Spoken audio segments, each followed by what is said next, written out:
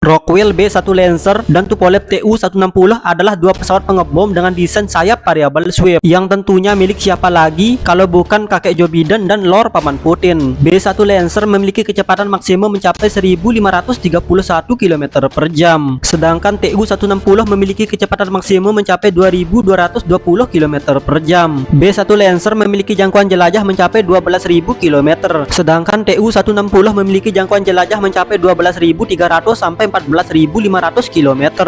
B-1 Lancer mampu mengangkut bom dengan kapasitas 56,7 ton, sedangkan Tu-160 hanya mampu mengangkut bom dengan kapasitas 40 ton. B-1 Lancer memiliki kemampuan meminimalisir terlacak oleh radar musuh, sedangkan Tu-160 memiliki kecepatan yang lebih tinggi dan jangkauan jelajah yang lebih luas. Secara umum, B-1 Lancer memiliki ukuran yang jauh lebih kecil dibandingkan dengan Tupolev Tu-160. Kualitas dan kuantitas biar netizen yang menilai. Menurut kalian siapakah yang copy paste?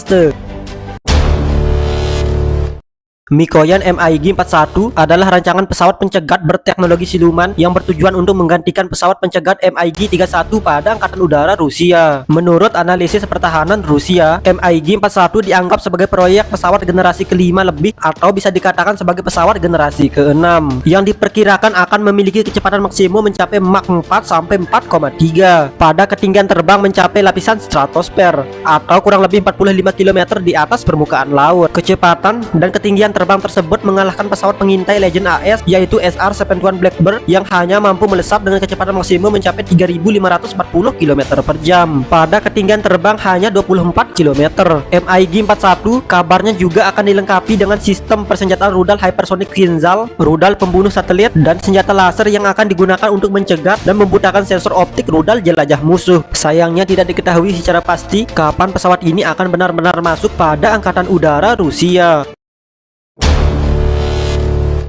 Shenyang FC-31 Gear Falcon adalah sebuah prototipe pesawat tempur generasi kelima dengan dua buah mesin turbojet yang dikembangkan oleh Shenyang Aircraft Corporation yang digadang-gadang desain dan bentuknya mirip dengan jet tempur multiperan F-35 milik Amerika Serikat. Pembangunan Shenyang FC-31 juga didasari sebagai opsi pesaing jika negara lain tidak dapat membeli F-35, maka Cina menawarkan FC-31 sebagai gantinya. Prototipe pesawat ini terbang perdana pada 31 Oktober 2012 dan diperkenalkan ke publik pada pameran penerbangan dan antariksa internasional Cina pada tahun 2014 dengan panjang 17,3 meter, bentang sayap 11,5 meter, tinggi 4,8 meter, serta memiliki kecepatan maksimum mencapai 1.400 km per jam. Walaupun pesawat ini diduga adalah versi KW dari F-35, setidaknya negara tirai bambu tersebut sudah dapat membuat jet tempur secara mandiri. Kira-kira bisakah negara kita membuat jet tempur secara mandiri walaupun dengan versi KW2? Silahkan tulis pendapat kalian di kolom komentar.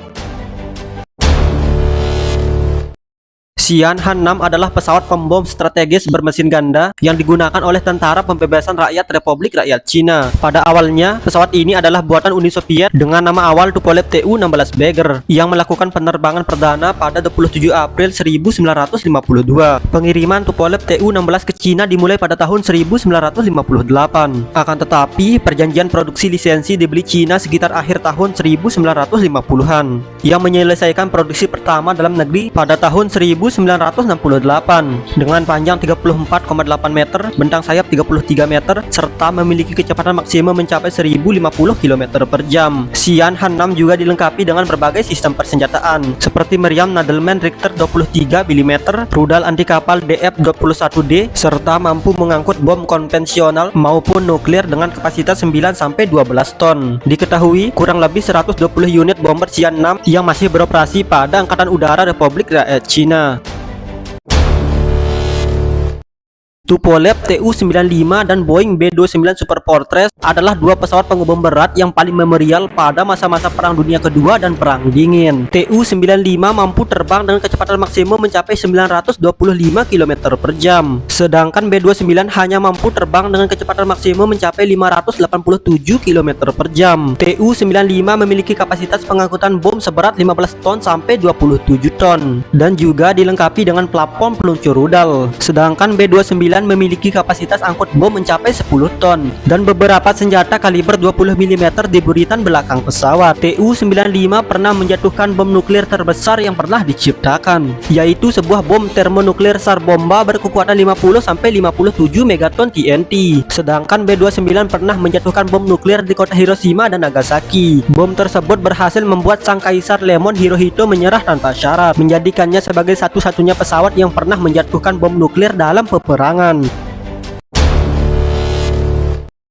Junker Ju-87 Stuka adalah salah satu pesawat pengebom milik Paman Kumis Kota pada masa-masa Perang Dunia Kedua yang dirancang oleh Herman Pohman dan terbang perdana pada tahun 1935 dengan total produksi mencapai sekitar 6.500 unit. Pesawat tersebut memiliki panjang 11 meter, bentang sayap 13,8 meter, serta memiliki kecepatan maksimum sekitar 285 km per jam. Ju-87 Stuka juga dilengkapi dengan sistem persenjataan 2 buah senapan di kiri dan kanan pesawat, serta mampu membawa bom seberat 250-550 kg dan sebuah trompet Jericho yang dijuluki sebagai peluit kematian. Peluit tersebut mengeluarkan suara melengking saat pesawat sedang menukik tajam, yang bertujuan untuk menyerang dan menumbangkan psikologis lawan sesaat sebelum menjatuhkan bom, menjadikannya sebagai pengebom tukik cukup efektif dan paling ditakuti lawan pada masa-masa Perang Dunia Kedua. Coba kalian bayangkan jika tiba-tiba pesawat ini terbang menukik di atas rumah kalian, bomnya belum jatuh malah nyawa dah keduluan.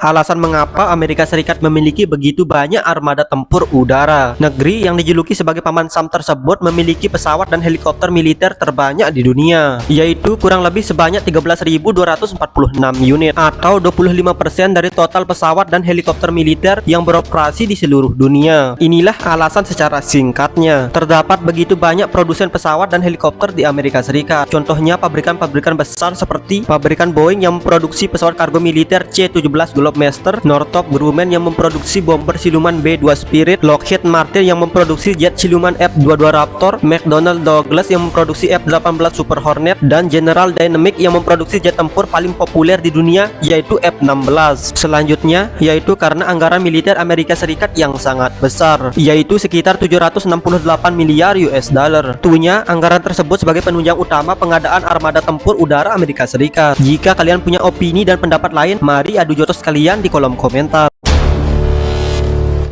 Eurofactor Typhoon adalah petarung multiperan bermesin ganda dengan desain sayap delta yang berasal dari dataran benua biru, yang merupakan proyek dari 5 negara yaitu Inggris, Jerman, Prancis, Italia, dan Spanyol pada tahun 1983. Akan tetapi, Prancis tidak setuju dengan desain dan persyaratan operasional, membuatnya keluar dan mengembangkan jet tempur secara mandiri yaitu Dassault Rafale. Eurofactor Typhoon terbang perdana pada 27 Maret 1994 dengan total produksi mencapai 571 unit pada Oktober 2020. Memiliki panjang 16 meter, bentang sayap 11 meter, tinggi 5,2 meter, menjadikannya sebagai jet tempur yang lebih mungil daripada jet tempur Amerika dan Rusia pada umumnya. Eurofactor Typhoon juga dilengkapi dengan sistem persenjataan meriam putar 27 mm, rudal udara ke udara AIM-120 Amram, rudal udara ke permukaan AGM-65 Maverick, dan berbagai senjata lainnya. Jet tempur ini juga memiliki kemampuan melihat di luar batas pandang, serta memiliki kecepatan maksimum mencapai 2.495 km per jam dengan jangkauan jelajah mencapai 2.900